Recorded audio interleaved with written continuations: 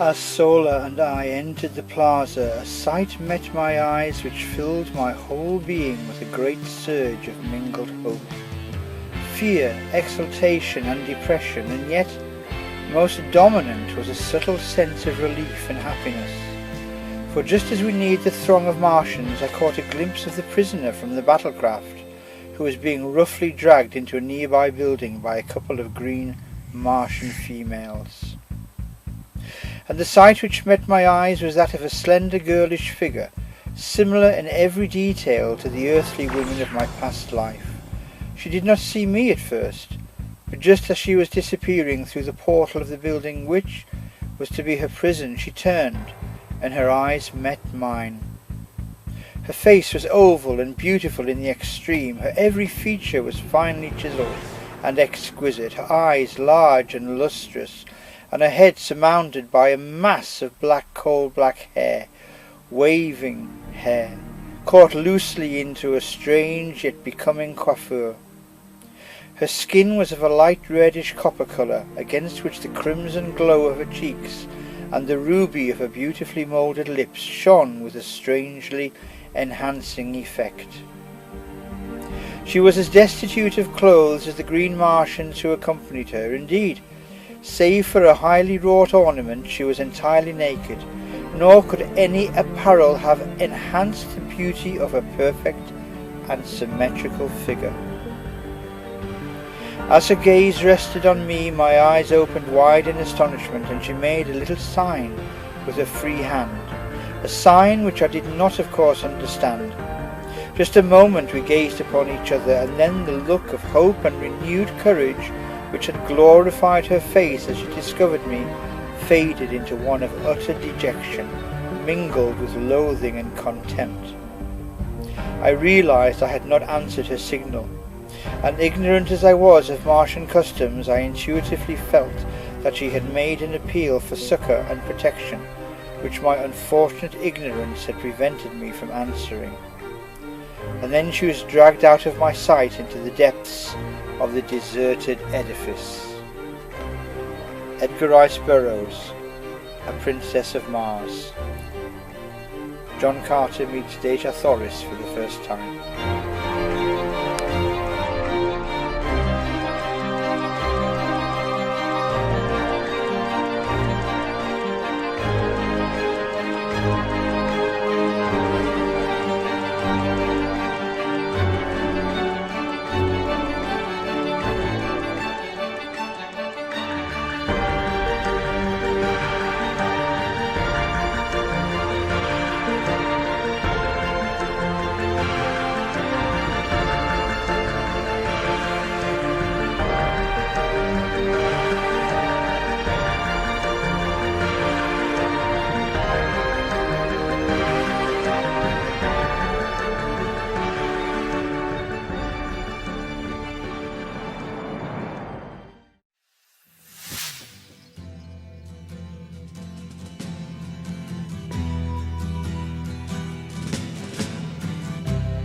Ground control to Major Tom.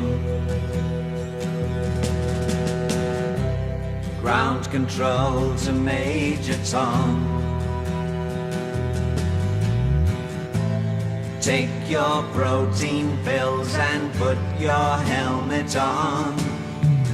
10. Ground control 9, to Major Tom. 8, 7, 6. Commencing countdown, engines on. 3, 2. Check ignition and may God's love be with you.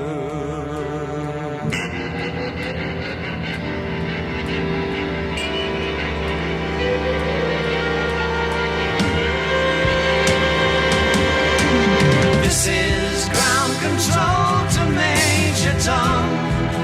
You've really made the grade, and the papers want to know whose shirts you wear. Now it's time to leave the capsule if you dare.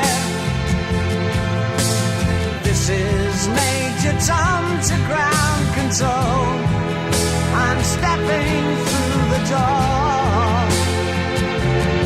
and I'm floating in a most peculiar way, and the stars look very different today.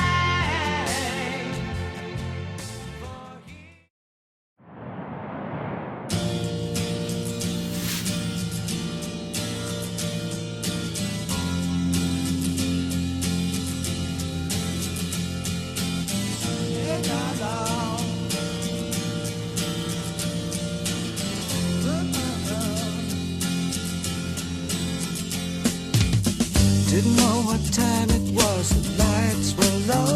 Oh, oh. I leaned back on my radio. Oh, oh. Some cat was laying down some rock and roll, not a soul, he said. Then the loud sound, it seemed to fade. Came back like a slow voice on a wave of fate. That was no DJ, that was hazy cosmic jive. There's a starman waiting in the sky. He'd like to come and meet us, but he thinks he'd blow our minds. There's a starman waiting in the sky. He's told us not to blow it, 'cause he knows it's all worthwhile.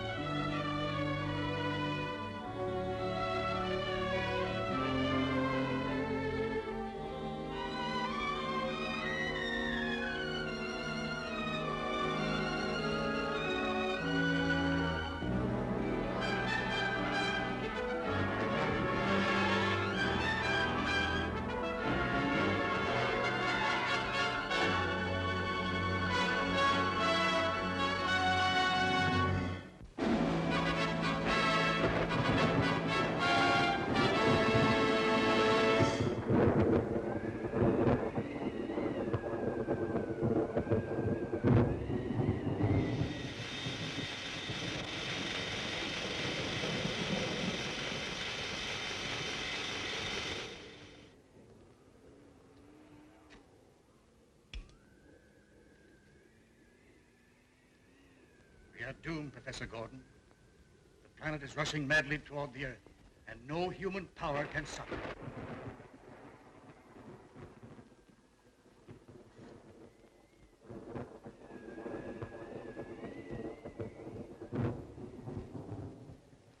You're right, Hensley. It's only a question of time. Soon the Earth